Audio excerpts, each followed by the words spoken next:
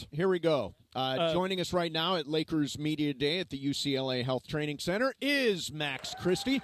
Max, great to see you, man. How are you? Good, man. How are you doing? Good, man. Max, you signed a big offseason deal with the Lakers, which must have made you feel good. I guess when they make an offer like that to you and you agree to it, you know that they want you and you want them. How'd that make you feel to extend with the team that you signed with out of college? Yeah, I mean, it was super cool. I mean, it was, like you said, it's pretty mutual from the start. You know, we both wanted to get a deal done together. I wanted to be back here. We got a really good thing going with us. We got a good core of guys. We've been winning at a high level for the past 2 years, and so we're trying to get over that hump, and it felt good kind of just to sign that new deal and try to, you know, work towards that goal again. So you got a couple extra bucks in the paycheck now. Have you sprung for anything? Have you treated yourself to something? No, I haven't made any big purchases. I'm pretty frugal when it comes to my money for the most part. Good for you. Yeah, I'm not really big on spending any, cars or stuff. I don't really need it right now. So when the time comes, if I need a new car, I'll get one. But I haven't made a big purchase with the new contract yet. You're sitting next to me.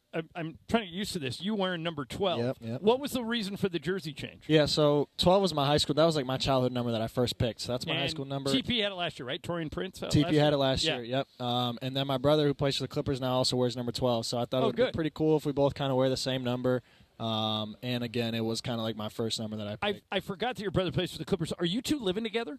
No, well, I mean, we live right next to each other. We're not living in the same apartment. in the same dwelling. We're not in the same unit. But you can go out to dinner. You're not roommates. It takes me 30 seconds to walk to his place. Yeah. Okay. Got it. So you're close, but not roommates. Is his game similar to yours? Yeah, I would say so. We're about the same height. He maybe had like a quarter of an inch on me. I mean, he always brags about that. But, we're pretty similar. I think we can both really shoot it well, and he's turning into a really good defender as well. So I think he's going to make his mark, too, for the Clippers and eventually in the league as well. So tell me about this offseason. Were you here all summer? Were you working all summer? How'd that go? Yeah, I was really between here and Chicago, which is where I'm from. I was in Chicago for most of the beginning, and then I've been back here for the last, 2 months now. So I've been here working out, doing some group workouts, some individual workouts, with the team, with the guys, getting used to the new coaching staff. So I'm excited for the start of training camp tomorrow. You're in an interesting spot. We're talking to Max Christie in that you've kind of been tutored under LeBron James and Anthony Davis, two guys who are going straight to the Hall of Fame. Right. What have you learned from those two more than anything else? Honestly, I've just observed them over the past 2 years that I've been here, seeing, their pregame routines, how they go about their business, and I've learned a lot about, the mental side of the game for them, how they, manage stress, how they manage, all the emotions that come with being in their shoes and playing for the Lakers, and basketball-wise, seeing how they manipulate the game and how they think about the game, how they approach the game. So, I mean, I could go on and on. It's just a whole bunch of observing and seeing how they go about their business. Like you said, they're both Hall of Famers, and they're there for a reason. So I have a perfect opportunity to watch those guys, and there's no reason why I shouldn't take advantage of that. So this year, with the new contract and talk from the coaching staff, it sounds like you're going to be a rotation player. That's the goal, and that's the game.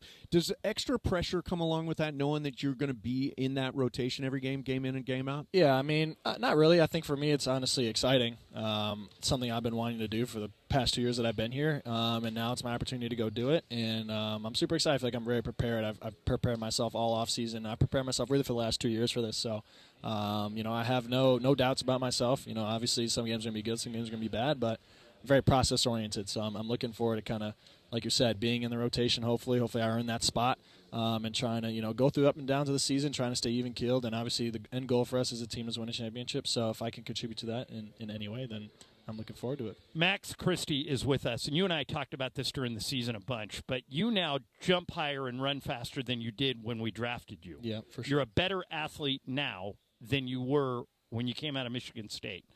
But you get most of the credit for that because you put the work in. But who else gets the credit for that? I want to give you a chance to kind of recognize some of the people that helped you get there. Yeah. Is it coaches? Is it trainers? Is it chefs? All the above? How would you answer that? Well, like you said, it's a bunch of different pieces. I think my head strength coach for me is Randy Flores. Yeah. He's huge Great for guy. me. Yeah, I mean, he's awesome. He's really helped me with putting weight on, getting stronger, and with that becomes, more athletic and things of that nature. And do you have to shoot through weightlifting so you don't screw up your shot, or is it? It's a big thing. I mean, Randy's about his business in the weight room for sure. It's not it's not a walk in the park. So he's done a good job with me with that, and he's been phenomenal. We've communicated really well on that sort of thing, and he's been awesome. And then like you said, I've done a lot of work with nutrition and sleep and hydration and all sorts of stuff, just trying to make sure my body's in the right shape, right form to honestly keep improving, and then obviously stay in shape throughout the season too. So you mentioned sleep. I sleep 10 hours a night. How much do you sleep? Yeah, 8 to 10. 8 to 10. Sure. That's nice. Yeah, how much last night I went to bed early and I got a lot of 4 sleep. max. Ireland sleeps 4 hours. I got the Kobe Bryant disease. I don't sleep, man. Hey, but it worked out for him. So. Yeah, there you go. So what has JJ told you? Obviously, this is a key. This is probably the biggest offseason you've ever had because you're going, as Mace said, from a bench guy to a rotation guy. What has JJ told you need to do to stay on the court? Yeah, I think the biggest thing for him with me is just being that energy guy and kind of really just taking the load off of the stars that we have. We got our starting 5, and I want to come in off the bench and try to pack that punch on the defensive end especially. Offensively, I can knock down a 3. I can create for myself when I need to be. But, with the guys that we have in our team, that's not necessarily going to be the focal point of my game. And so for me, it's just kind of doing the little things. He talks about crashing the glass, trying to get extra possessions. That's something that, we struggle with the past 2 years that I've been here. And then, too, obviously trying to unlock my defensive ability as well. I think I've shown, over the past 2 years that I can guard perimeter guys pretty well, and I want to extend myself, hopefully try to pick up full court a little bit more, pressure guys a little bit more. I've always kind of kept guys in front. I haven't really gotten a lot of steals, but I've just been super solid. So for me, it's just kind of expanding on that and trying to get better, in those facets of the game and just trying to control what I can control and do all the little things. Now, strangely, you're from Chicago. Anthony Davis is from Chicago, but AD is a Packers fan. Yeah, I know. Are you a Bears fan? Ridiculous. I am a Bears fan. All right, so he's the biggest Rams fan here. You want to was rub so it in a little? Yeah. Great win last night. Yeah, or that was yesterday. good. Yeah. Great So, win. Caleb Williams, are you excited? Yeah, I mean, he's a rookie, gonna and be good. he's going to be really good. Yeah, I mean, it's tough as a number 1 pick coming in, a consensus number 1 pick coming in and being a quarterback. Everybody's, got expectations, but I think he's doing a really good job so far. He got a really good win yesterday against the Rams.